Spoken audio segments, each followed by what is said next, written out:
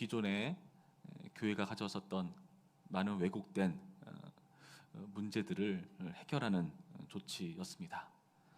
루터는 종교개혁을 일으킬 생각 전혀 없었고 그저 교회의 잘못된 부분들을 지적하고 이에 대해서 신학적인 토론을 벌여서 보다 나은 하나님께서 원하시는 성경이 말하는 교회로 나아가보자라는 제안을 한 것인데 그것이 카톨릭의 눈밖에 들게 된 것이죠. 종교개혁은 무엇을 했는가 하면은 성경이 말하지 않은 그들 딴에는 교회를 위한다고 하는 명분으로 자신들의 욕심을 채웠었던 수많은 화려한 치장들을 걷어내는 과정이었습니다.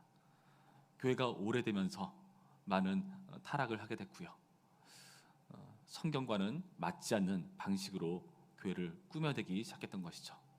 그런데 문제는 그 꾸며대는 것이 그리스도를 가였기 때문에 성경이 말한 바와 다른 가치를 쫓았기 때문에 종교개혁은 하나님께서 필연적으로 일으킬 수밖에 없는 과정이었던 것입니다.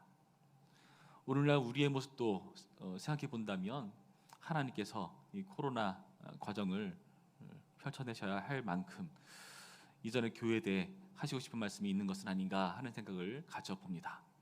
이전까지 교회가 오래돼 가면서 부흥했었다고 자고해 오면서 우리가 성경 외에 다른 것들을 쌓은 것은 아니었을까? 그래서 따지고 보면은 우리의 예배를 더욱더 고민할 수 있는 기회가 된 것이 이 코로나 시국입니다. 예배 가운데 하나님의 말씀과 상관없는 예수 그리스도를 가리는 그런 치장은 없었는가? 너희들 한번 돌아보고 생각해보라는 기회가 아닐까? 성찬을 하고 싶지만 하지 못하는 상황. 아니 비대면인데도 성찬하는 교회도 많이 있던데요. 그런데 그것은 곰곰이 생각해 본다면 사실 성경에서 말하는 성찬의 가치와는 조금 왜곡될 수도 있습니다. 왜냐하면 성찬이라는 것은 우리가 인격적인 모임 안에서 함께 그 예수 그리스도의 그 성육신을 주목하며 함께 공동체로 취해야 되는 일들이 있는 것인데 한계 때문에 어쩔 수 없이 그렇게 하는 것은 아닌가 하는 생각도 가져보게 되는 것이죠. 중요한 가치 때문에 하나님께서는 어찌 보면은 우리 가운데 억지로 수찬 정지의 그런 징계를 내리신 것은 아닐까 하는 생각을 지울 수가 없게 된 것입니다. 여러분 어떻게 생각하십니까?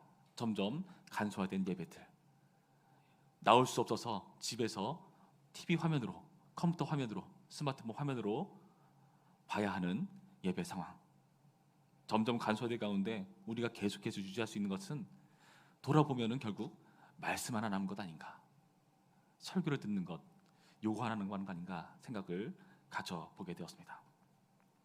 그런데 이런 과정 가운데 우리는 계속해서 불평불만하면서 어떤 움직임들을 볼 위험이 있는가 하면은 자꾸 과거로 돌아가자 하는 위험을 보일 수가 있습니다. 과거로 돌아가자. 물론 좋은 전통은 유지해 가야죠.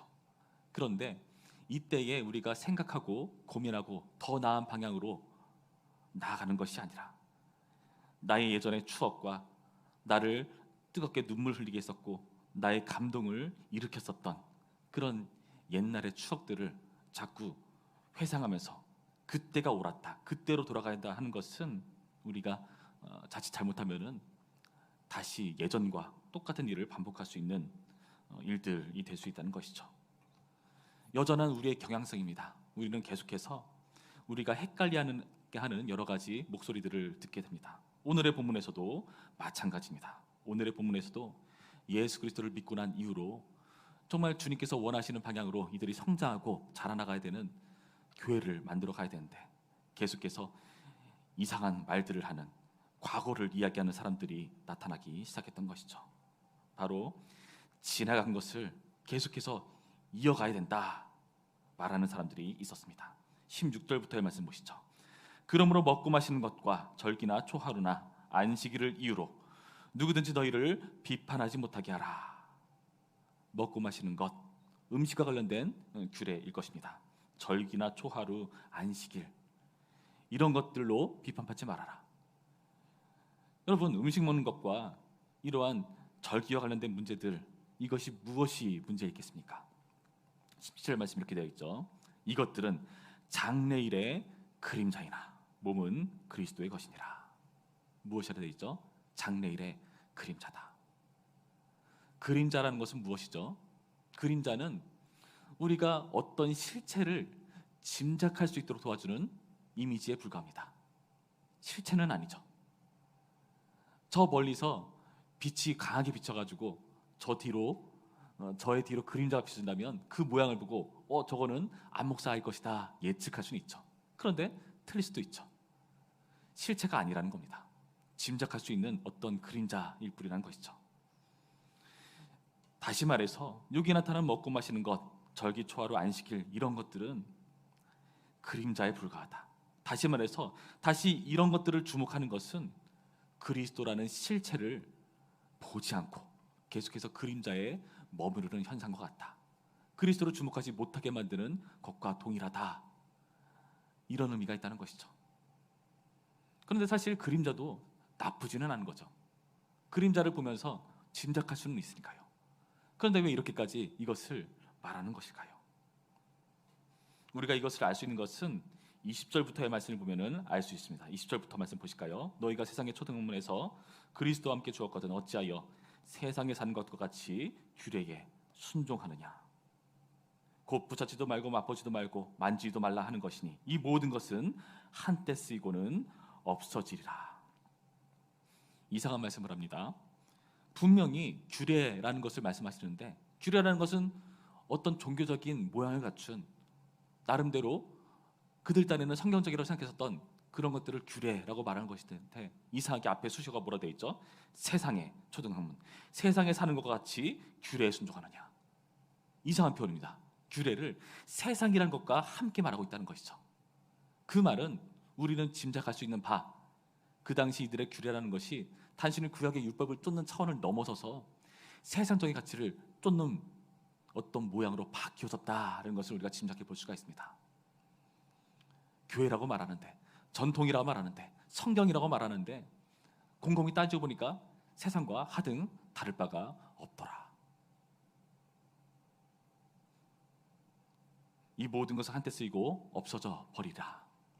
구약의 율법은 실체 때문에 이제 그 실체는 걷어지고 이 실체를 위해서 그 모든 그림자는 걷어지고 실체에 주목하라는 내용인 것인데요. 이들은 그러지 못하고 오히려 그 실체를 주목하지 못하고 실체가 아닌 것을 주목함으로 오히려 이것을 세상적인 것으로 왜곡시켜 나가면서 잘못된 일을 벌이고 있었다는 것입니다. 건물을 지을 때 마찬가지 않습니까? 우리가 건물을 지을 때 어떤 뼈대를 만들고 틀을 만들고 거기에 어떤 여러 가지 제도로 건물을 쌓아간 다음에는 그 뼈대처럼 쌓아놨던 것들을 걷어야 되는데 그게 그대로 있으면서 실제 건축물은 보지 못하는 상황 가운데 있다는 것입니다. 그래서 23절 말씀이 무엇이라 말하는가? 이런 것들은 자의적 숭배와 겸손과 몸을 괴롭게 하는 데는 지혜 있는 모양이나 오직 육체 따르는 것을 금하는 데는 조금도 유익이 없느니라. 우리가 정결하기 위해서 겸비하기 위해서 이런 규례들 전통들이 있는 것인데 오히려 그것은 하등 유익이 없다. 무익하다라고까지 말하고 있는 모습. 그래서 이 무익한 것, 없어져 버릴 것, 그림자를 대신해서 그리스도께서 오신 건데 우리는 여전히 그리스도가 아닌 이전 것을 지나가 버린 것을 붙잡고 있는 것은 아닌가. 여러분 우리 송탄제의 교회 모습을 한번 곰곰이 잘 들여다봐야 될 필요가 있습니다. 우리 교회가 오래되었습니다. 60년이 지난 교회는 저는 처음 경험해 보는데요. 60년의 세월 생각해 보니까 정말 굉장히 긴 세월이지 않습니까? 이렇게 보면은 정말 3세대 이상 가정이 교회에 다니는 모습을 보면서 정말 주님의 은혜로 이제까지 왔었고 주님께서 이끌어 가시겠구나라고 생각을 하는데요.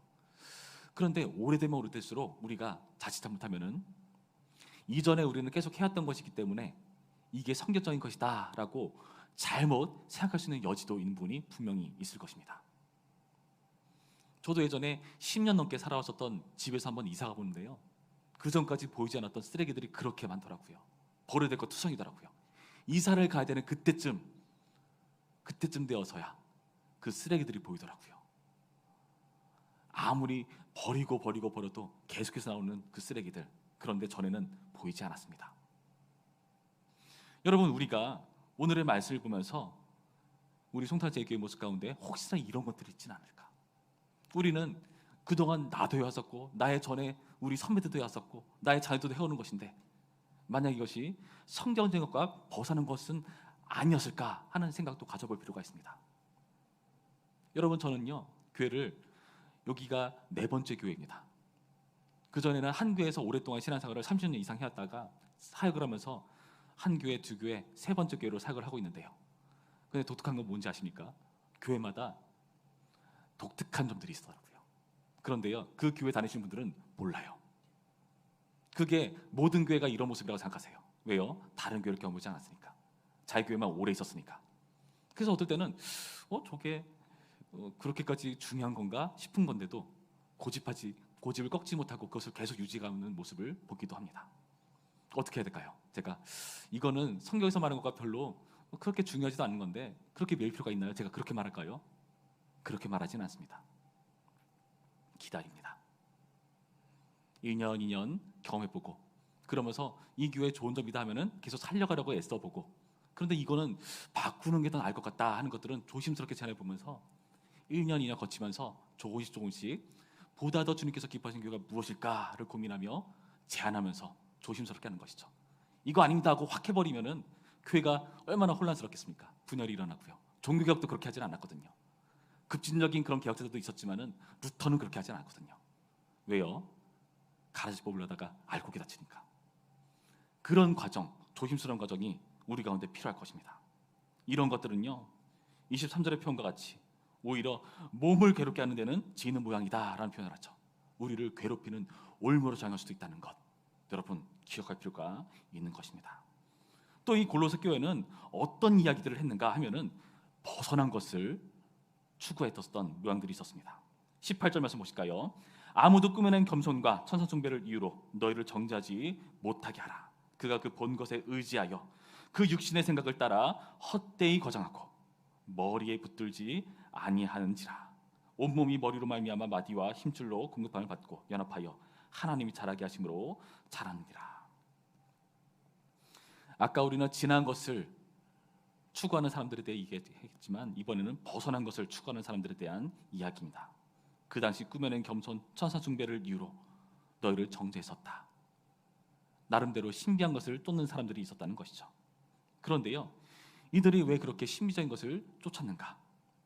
그가 본 것에 의지하여 그 육신의 생각을 따라 헛되이 과장했다. 자기가 본 것을 의지했다는 표현이죠. 그가 본 환상, 내가 경험한 것, 이것은 내가 경험했으니까 누가 뭐래도 진리다, 이렇게 말하거든요. 여러분, 이것은요, 자기 경험 때문에 하나님께서 원치 않는 것을 추구하는 경향성에 대한 지적이라는 것입니다. 이것은요, 여기 말한 바와 같이 자기가 본 것을 의지해서 자기 생각을 쫓아서 과장한다라는 표현을 하지 않습니까? 자기 생각은 여러분 알게 모르게 자기 스스로 과장하게 되어 있습니다. 과장하게 되어 있어요. 그런데 그것을 마치 진리인 양 말하고 있다는 것이죠. 자기를 쫓는 것을 남도 쫓아야 된다라고 말하면서 남을 인정하지 않고 성경을 인정하지 않고 오히려 내 생각이 옳다라고 말하는 주장들을 말하는 것입니다. 그런데 이것의 결과는 무엇이죠? 19절의 표현과 같이 머리를 붙들지 아니하는지라. 머리는 골로새 문맥에 의하면 예수 그리스도를 말하고요, 교회는 그 몸된 지체이죠.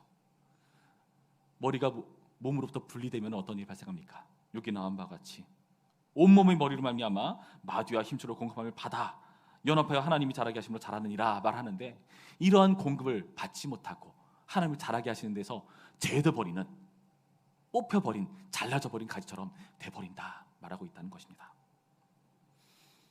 여러분, 우리는 오늘 말씀을 돌아보면서 혹시 우리 가운데 지난 것과 벗어난 것은 무엇인가 돌아봐야 됩니다. 저는 어제 졸업 예배를 하면서 우리 졸업하는 아이들을 향해 정말 간곡하게 부탁했습니다. 너네 여기 끝나는 것이 신앙의 끝이 아니다. 이제 시작에 불과하다. 너네가 힘이 지나간 것에 메어버리는, 아무리 어른들의 말이라 할지라도 옳지 않은 것은 너희가 싸워내며 이겨내며 바꿔나가야 되는데 오히려 거기 순응해서 그 지나간 것에 메어버리는 사람이 될까 두렵다.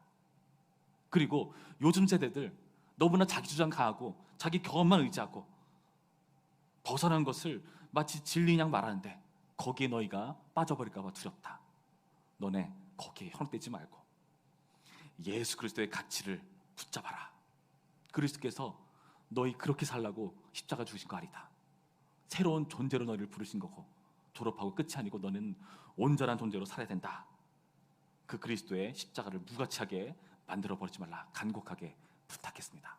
여러분, 오늘 저도 우리 모두에게, 저 스스로에게 간곡한 말씀으로 부탁합니다. 여러분, 우리 가운데 혹여나 지난 것과 벗어난 것이 우리의 발목을 붙잡는다면, 우리 송탄제교의 미래를 붙잡는다면 뽑아내야 될 것입니다. 바꿔야 될 것입니다. 이것이 무엇인가 돌아보는 우리 모두가 되기를 주님의 이름으로 축원합니다.